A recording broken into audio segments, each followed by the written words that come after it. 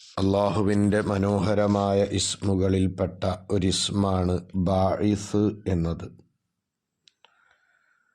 ബഅസ് എന്നതിൽ നിന്ന് ഉണ്ടായ പദമാണ് ബാഇസ്. പുനരുജ്ജീവിപ്പിക്കുന്നവൻ എന്ന് നമുക്ക് ഈ ഇസ്മിന് അർത്ഥം പറയാം. പരിശുദ്ധമായ ഖുർആനിൽ ഈ ഇസ്മ് വന്നിട്ടില്ല. ഇതിൻ്റെ അബ്ജദിയത്ത് 573. എല്ലാ സൃഷ്ടികളെയും ഖിയാമത്ത് നാളിൽ അല്ലെങ്കിൽ പുനർജീവിപ്പിക്കപ്പെടുന്ന ദിവസത്തിൽ ഹയാത്താക്കുന്നവൻ, എല്ലാ ഉമ്മത്തുകളിലേക്കും പ്രത്യേകമായ വിധികളെക്കൊണ്ടും നിയമങ്ങളെക്കൊണ്ടും പ്രവാചകന്മാരെ, മുർസലുകളെ അയക്കുന്നവൻ, ഖബറിലുള്ള സർവ്വ ആളുകളെയും പുനർജീവിപ്പിക്കുന്നവൻ, മരിച്ചുപോയതിൻ്റെ ശേഷം ആ മരിച്ചുപോയ അടിമകളെ വീണ്ടും അവരുടെ ജീവിതകാലത്ത് അവർ ചെയ്ത പ്രവർത്തനങ്ങൾക്ക് പ്രതിഫലം നൽകാൻ വേണ്ടി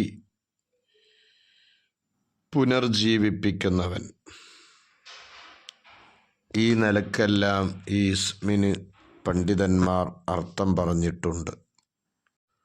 ഒരടിമ അവൻ്റെ സൃഷ്ടാവായ അള്ളാഹുവിനെ സംബന്ധിച്ച് അള്ളാഹുവാണ് ബാഇസ്, പുനർജീവിപ്പിക്കുന്നവൻ എന്ന ഒരു വിശ്വാസത്തിലേക്ക് എത്തുമ്പോൾ പുനർജീവിതം കൊണ്ടുള്ള അവൻ്റെ ഉറപ്പ് ശക്തിയാകുന്നതാണ്. ഞാൻ ഈ ദുനിയാവിൽ ജീവിച്ച് എൻ്റെ ജീവിതം അവസാനിച്ച് ഞാൻ മരണത്തിന് കീഴടങ്ങിയാൽ തന്നെയും വീണ്ടും എനിക്കൊരു പുനർജന്മമുണ്ട്, പുനർജീവിതമുണ്ട്. ആ പുനർജീവിതത്തിൽ എനിക്ക് പ്രതിഫലവും ശിക്ഷയും ലഭിക്കും. ഇവിടെ ഞാൻ നന്മ ചെയ്തിട്ടുണ്ടെങ്കിൽ അതിൻ്റെ പ്രതിഫലങ്ങളും ഗുണങ്ങളും അവിടെ ലഭിക്കും. തിന്മയിലായാണ് ഞാൻ ദുനിയാവിൽ ജീവിച്ചത് എങ്കിൽ ആ പുനർജീവിതത്തിന് ശേഷം എനിക്ക് ശിക്ഷയായിരിക്കും ഉണ്ടാവുക എന്ന ഉറച്ച ഒരു വിശ്വാസത്തിലേക്ക് അവന് എത്താൻ കഴിയും.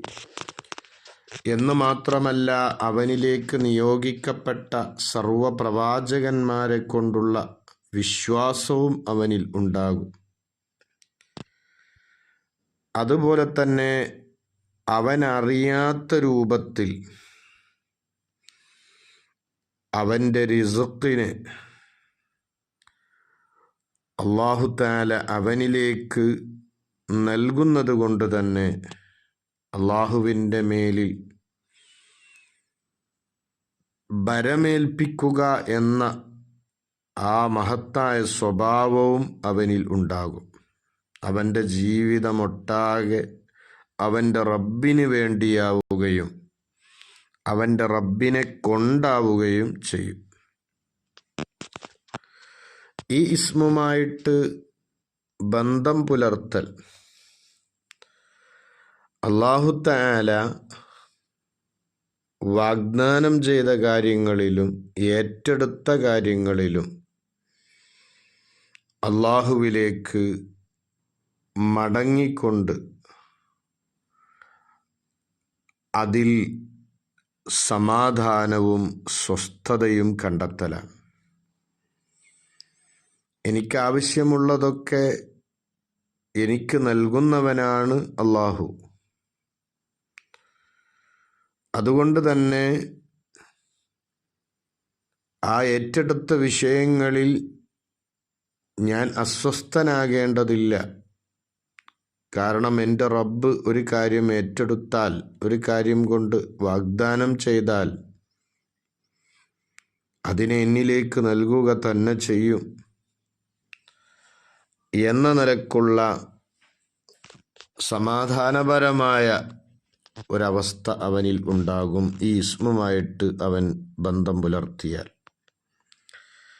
അതുപോലെ തന്നെ അവനിലേക്ക് നിയോഗിക്കപ്പെട്ട പ്രവാചകന്മാരെ സ്വമേധയാൽ തന്നെ അനുസരിക്കുകയും വഴിപ്പെടുകയും ചെയ്ത് അവൻ്റെ ആഖിറം നന്നാകാനുള്ള കാര്യങ്ങളിലേക്ക് അവൻ മുന്നിടുന്നവനാവുകയും ചെയ്യും. ഈ ഇസ്മുമായിട്ട് സ്വഭാവം ശ്രദ്ധിക്കേണ്ടത് എങ്ങനെയാണ്? മഹത്തുക്കൾ പറഞ്ഞു, നിന്റെ നഫ്സിനെ, നിന്റെ ശരീരത്തെ, ആ ശരീരം കൊണ്ട് എന്തെല്ലാം ചെയ്യണം എന്ന് കൽപ്പിക്കപ്പെട്ടിട്ടുണ്ടോ ആ വിഷയത്തിലേക്കൊക്കെ നീ അയക്കലാണ് എന്ന് മാത്രമല്ല,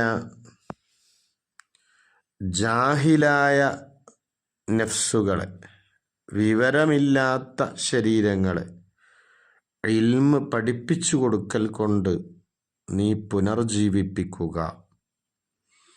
വിവരമില്ലായ്മ എന്ന് പറഞ്ഞാൽ അതൊരു തരം മരണമാണ്. ഇൽമ് എന്നത് ജീവിതമാണ്, ജീവനാണ്. പ്രസിദ്ധമായ ഹദീസിൽ തന്നെ അൽ ഇൽമു ഹയാത്തുൽ ഇസ്ലാം എന്ന് കാണാം. ഇൽമ് ഇസ്ലാമിൻ്റെ ജീവനാണ്. ഇസ്ലാം ജീവനാകുമ്പോൾ, അതല്ലെങ്കിൽ ഇൽമ് ജീവനാകുമ്പോൾ, ഇൽമിൻ്റെ വിപരീതമായ ജഹ്ല്, വിവരമില്ലായ്മ എന്നത് മരണമാണ്. ജനങ്ങളുടെ ഹൃദയങ്ങളിൽ നിന്ന് അവരുടെ വിവരമില്ലായ്മയെ നാം മാറ്റുമ്പോൾ നാം അവർക്ക് ബാഇസാവുകയാണ്. അവരുടെ ഹൃദയങ്ങൾക്ക് ബാഇസ് അഥവാ പുനർജീവിപ്പിക്കുന്നവൻ ആവുകയാണ്. ഈ നിലക്കാണ് ഈ ഇസ്മുമായിട്ട് സ്വഭാവം ശ്രദ്ധിക്കേണ്ടത്. ഈ ഇസ്മിൻ്റെ പ്രത്യേകതകളായി മഹാന്മാർ പഠിപ്പിക്കുന്നത് കാണാം. ഒരാൾ അവൻ്റെ കയ്യിന് ഉറങ്ങാൻ പോകുന്ന സമയത്ത് നെഞ്ചിൻ്റെ മേലിൽ വെച്ച് 100 പ്രാവശ്യം ഈ ഇസ്മ് പാരായണം ചെയ്തു കഴിഞ്ഞാൽ അല്ലാഹു തആല അവൻ്റെ ഹൃദയത്തിന് പ്രകാശം കൊടുക്കുകയും വലിയതായിരിക്കുന്ന തത്വജ്ഞാനങ്ങൾ അല്ലാഹു അവന് നൽകുകയും ചെയ്യും. അതുപോലെ തന്നെ ഈ ഇസ്മുമായിട്ട് ബന്ധം പുലർത്തി കൂടുതൽ ഇതിനെ ചൊല്ലുന്ന മനുഷ്യൻ തീർച്ചയായും അദൃശ്യമായ ലോകത്തേക്ക് അവനെ പുനർജീവിപ്പിക്കപ്പെടും. എന്ന് പറഞ്ഞാൽ അദൃശ്യ ലോകത്തുള്ള കാര്യങ്ങളുമായിട്ടുള്ള ബന്ധം അവനിൽ അല്ലാഹു ഉണ്ടാക്കി കൊടുക്കും.